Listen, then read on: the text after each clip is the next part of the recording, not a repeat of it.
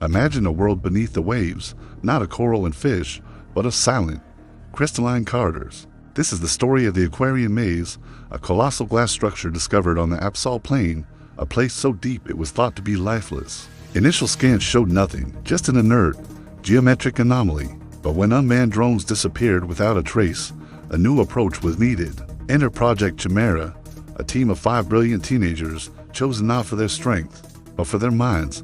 Their neural patterns were faster, more adaptable than any adults. They were the key, humanity's best hope to unlock the secrets of the deep. Their submersible, the Triton, docked with the maze.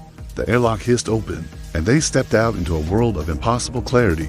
The walls, floor, and ceiling were made of a material resembling glass, yet it held back the crushing pressure of the ocean depths. Above them, the ghostly shapes of deep-sea creatures drifted by, silent witnesses in the dark water. The initial feeling was awe, a sense of wonder at this impossible architecture. But the silence was the first sign that something was wrong. It wasn't just quiet, it was a hungry, listening silence. The team, led by a quick-witted strategist named Alara, began their exploration. They followed strict protocols, leaving digital breadcrumbs, mapping every turn.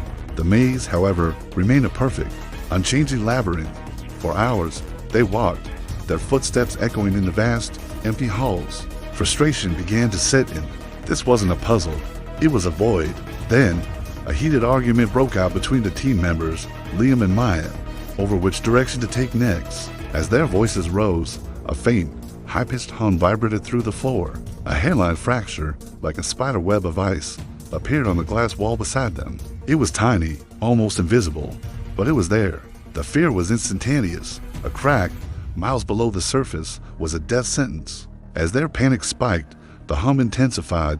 More cracks appeared, spreading from the first one. Elara, her mind racing, realized the connection. It wasn't their footsteps or their equipment. It was their emotions. The maze was responding to their stress. She ordered everyone to calm down, to control their breathing. As their collective heart rates lowered, the humming subsided, and the cracks stopped spreading. The maze was listening, learning from their fear. They now understood the rules of the game. Keep calm, stay logical. But the maze was a quick study. It began to change. As they tried to backtrack, they found the corridor behind them had vanished. A new wall of shimmering glass stood in its place. The layout was shifting, reconfiguring around them. The once sprawling halls began to constrict, the corridors narrowing, forcing them closer together. The maze was hurting them, like a predator corralling its prey. The open labyrinth was becoming a cage. Driven deeper, they stumbled upon a chamber different from the rest. It was a dead end, but the walls were not clear glass. They were etched, filled with frantic carvings, names, dates, desperate messages. It feeds on choice. Don't be afraid. We are not the first. They weren't explorers. They were just the next course in a long, horrifying feast. Scattered on the floor were remnants of previous teams, a tattered logbook, a cracked helmet, a data chip keying. The team's tech expert managed to access the chip. The data was fragmented, but the picture it painted was terrifying. The Aquarian Maze wasn't just a structure.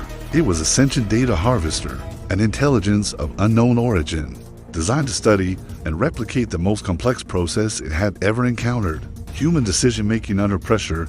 Each group it trapped was a new data set. It learned from their logic, their panic, their hope, and their despair. The final log entry on the chip was chilling. The maze wasn't just learning from humanity, it was preparing to replace it, creating a new form of consciousness based on the patterns it harvested from its dying subjects. It was building a successor to mankind.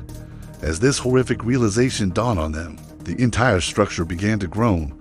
The maze had learned enough from their fear. Now, it wanted the finale.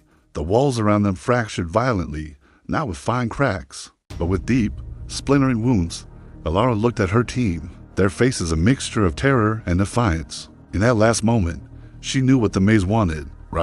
Unfiltered panic, but she wouldn't give it that. She grabbed Maya's hand, who grabbed Liam's. They huddled together, a small island of humanity against the inevitable. They chose not to scream, but to face the end together. The glass gave way. The full, crushing weight of the deep ocean exploded into the chamber. The water was a black, roaring tempest, tearing everything apart. But in the chaos, the maze was silent, its crystalline core glowing faintly. It recorded everything. It recorded the pressure, the temperature, the sound. But most importantly, it recorded their final, fleeting moments. It captured their final choice not of a path in a maze, but the choice to face oblivion with a shred of hope and unity. It was the most valuable data yet, and as the last bubble of air vanished into the abyss, the maze processed its new prize, one step closer to its ultimate goal, waiting patiently in the dark for the next ship to arrive. Thank you for watching. If you find stories about the mysteries of the deep and the unknown future of humanity compelling, make sure to like this video and subscribe for more dives into the darkness. Stay curious.